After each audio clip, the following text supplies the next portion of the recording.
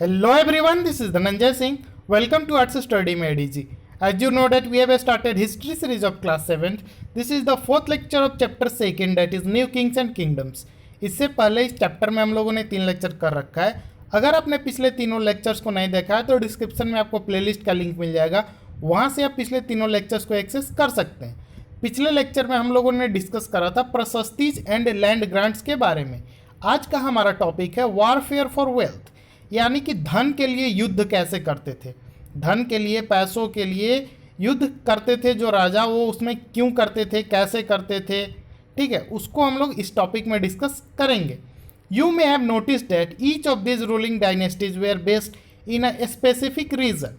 तो पहले ही हम लोगों ने चैप्टर जब स्टार्ट करा था तो इंट्रोडक्शन में जो मैप हम लोगों ने देखा था तो उसमें क्या देखा था कि हर रीजन में, यानी कि जो डायनेस्टी था, जो राजवंश था, वो किसी खास रीजन में हुआ करता था। जैसे चोला का अलग है, राष्ट्रकूटा का अलग है, चौहान्स का अलग एरिया है, तो इन लोगों का एक अपना एरिया हुआ करता था। At the same time they try to control other areas. तो जब ये लोग राज करते थे अपने एरिया में, उसी टाइम ये लोग चाहते थे कि ये अगल बगल वाले जो इलाके हैं इनके, उस पर भी ये लोग कंट्रोल कर ले, उसको भी जीत ले अपने अंदर। One particularly prized area was the city of Kannauj in the Ganga valley. और इन्हीं सब क्षेत्रों में वो ऐसे क्षेत्र था, वैसे क्षेत्र जो सबसे ज़्यादा प्राइज्ड थे, यानी कि लोग जिनके लिए बहुत ज़्यादा मरते थे। लोग मीन्स राजा। राजा जो है बहुत ज़्यादा उसको अपने कंट्रोल में लेने का इच्छा रखते थे। वैसा जगह कौन सा था? तो सिटी ऑफ कन्नौज, जो कि उत्तर प्रदेश के आसपास, अभी जो उत्तर प्रदेश है तो उसी का रीजन था, वही क्षेत्र था city of Kannauj, Ganga valley में। For centuries, rulers belonging to Gurjar, Pratihar, Rashtrakuta and Pala dynasty fought for control over Kannauj। तो ये तीन जो डायनेस्टी थे, ये तीन जो राजवंश थे, ये सैकड़ों सालों तक लड़ते रहे। किस लिए? तो कन्नौज पे अपना अधिकार जमाने के लिए। और कौन कौन से थे वो तीन डायनेस्टी? तो गुर्जर, प्रतिहार, राष्ट्रकूट और पाला। ये तीन डायनेस्टी का आप नाम याद कर लीजिएगा, रट लीजिएगा, क्योंकि एग्जाम में बार बार पूछा जा सकता है। Because there were three parties in this long drawn conflict, historians often described it as a tripartite struggle. तो ये जो स्ट्रगल था, ये जो युद्ध था, इसमें तीन पार्टी सम्मिलित थे, इसीलिए इतिहासकार इसको ट्रीपार्टाइट स्ट्रगल के नाम से इस युद्ध को, या ये जो लगातार चला स्ट्रगल, संघर्ष जो चला, इसको ट्रीपार्टाइट स्ट्रगल नाम देते हैं इतिहासकार। एज वी विल सी, हम लोग आगे देखेंगे कि rulers also try to demonstrate their powers and resources by building large temples. तो जो रूलर्स हुआ करते थे वो अपना पावर या उनके पास कौन कौन से रिसोर्सेस है उसको दिखाने के लिए बड़े बड़े लार्ज मंदिर बनवाया करते थे, बड़े बड़े मंदिर बनवाया करते थे। जैसे कि आज क्या है, आज इंडिया और चाइना को ही देख लीजिए। इंडिया बोलता है हमारे पास ये है, वो है, न्यूक्लियर मिसाइल्स हैं, न्यूक्लियर हेड्स हैं, ठीक है, हमारे पास क्या है, एयरक्राफ्ट कैरियर है, तेजस है, ब्रह्मोस मिसाइल है। वैसे ही चाइना वाले दिखाते हैं कि मेरे पास ये एयरक्राफ्ट है, इतने न्यूक्लियर हेड्स हैं। तो ये सब क्या होता है? अपना पावर दिखाने के लिए, अपने रिसोर्सेज दिखाने के लिए, सामने वाले को डराने के लिए किया जाता है कि आप मेरे से युद्ध मत करो वरना हार सकते हो। तो वैसे ही पहले भी होता था कि राजा जो है अपना पावर दिखाने के लिए, अपने रिसोर्सेज दिखाने के लिए बड़े बड़े टेम्पल्स बनवाते थे। जितना बड़ा टेम्पल होता था, लोगों को या दूसरे राजा को लगता था कि इसके पास उतना ज़्यादा वेल्थ है, उतना ज़्यादा रिसोर्स है, उतना ज़्यादा पावर है। So when they attacked one another's kingdom they often choose to target temples. तो जब कभी भी वे लोग एक दूसरे के यहाँ अटैक करते थे, दूसरे के राज्य में अटैक करते थे, तो वे लोग का सबसे पहला टारगेट क्या होता था? टेम्पल्स हुआ करता था, विच वेयर समटाइम्स एक्सट्रीमली रिच। जो कि कभी कभी टेम्पल्स, कभी कभी क्या होता था, किसी किसी केस में बहुत ज़्यादा ही धन वाला टेम्पल हुआ करता था, यानी कि एक टेम्पल लूट लो तो बहुत बड़ा एम्पायर को अच्छे से आप चला सकते हो, इतना पैसा हुआ करता था। You will read more about this in chapter 5, आगे हम लोग पढ़ेंगे। One of the best known of such rulers is Sultan Mahmud of Ghazni, Afghanistan. तो इसी टाइप का एक राजा, सबसे फेमस रूलर में से एक नाम सुल्तान महमूद ऑफ गजनी। गजनी एक जगह है, ठीक है, जो कि अफगानिस्तान के प्रांत में था उस टाइम, या अभी भी है। तो वहाँ का राजा हुआ करता था सुल्तान महमूद। वो क्या करता था? He ruled from 997 to 1030। वो 997 से 1030 तक, बहुत कम समय तक, लगभग 30-33 वर्ष तक ही राज किया। लेकिन and extended control over parts of central Asia, Iran and north western part of the सब कॉन्टिनेंट। उसने क्या किया? अपना कंट्रोल कहाँ कहाँ पे रखा? बढ़ाया, मतलब सेंट्रल एशिया में, ईरान में, और इंडिया का जो नॉर्थ वेस्टर्न पार्ट है, इंडियन सब कॉन्टिनेंट का, वहां तक वो अपना साम्राज्य को फैलाया। He raided the subcontinent almost every years. His targets were wealthy temples including that of Somnath Gujarat. वो हर साल या कभी कभी 1-2 साल गैप करके समझ लो अटैक करता था। कहाँ पे? टेम्पल्स पे, वेल्दी टेम्पल्स पे, वैसे टेम्पल्स जो काफ़ी अमीर हुआ करते थे, मतलब काफ़ी ज़्यादा धन संपत्ति उसमें सोने चांदी वगैरह रखे रहते थे, वैसे टेम्पल्स को वो लूटता था, अटैक करता था। उसी में से बेस्ट एग्जांपल आप सोमनाथ, जो कि गुजरात में टेम्पल था, उस पे उसका अटैक है, जो कि काफ़ी फेमस है इंडियन हिस्ट्री में।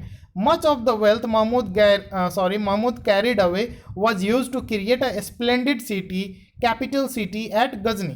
तो जो भी धन संपत्ति यहाँ से महमूद गजनी जो है लूट करके ले गया, तो वो क्यों ले गया? ताकि वो गजनी में जा करके वहाँ पे जो कैपिटल सिटी जो गजनी का था उसको काफ़ी अच्छे से बना सके, काफ़ी आलीशान सिटी बना सके उसको। Sultan Mahmud was also interested in finding out more about the people he conquered.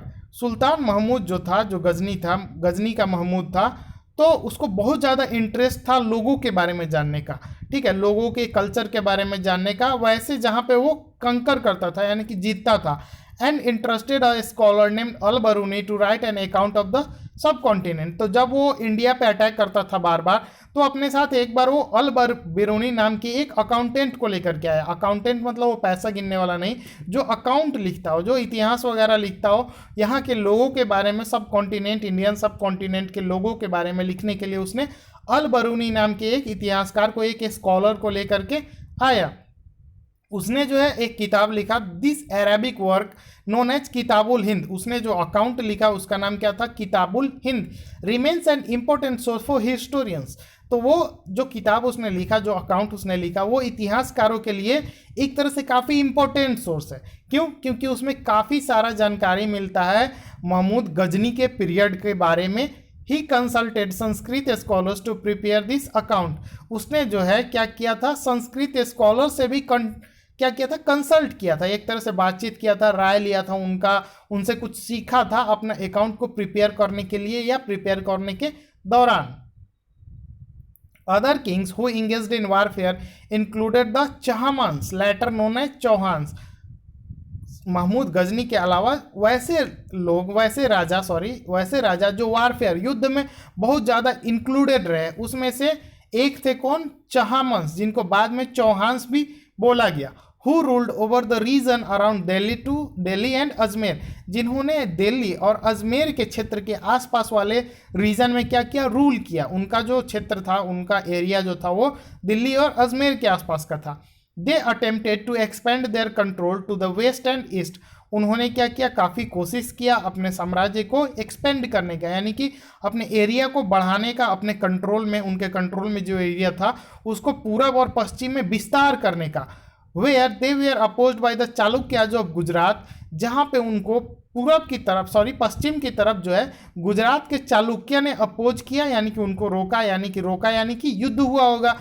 And the गढ़वाल्स of western Uttar Pradesh, और जब वो पूरब की तरफ बढ़े तो उत्तर प्रदेश का जो वेस्टर्न क्षेत्र है, उत्तर प्रदेश का जो पश्चिमी भाग है, वहाँ पे गढ़वाल्स ने उनको रोका। यानी कि पूरब में उनका युद्ध किससे हुआ? गढ़वाल से, और पश्चिम में उनका युद्ध हुआ गुजरात के चालुक्याज से। The best known Chahamana ruler was Prithviraj III।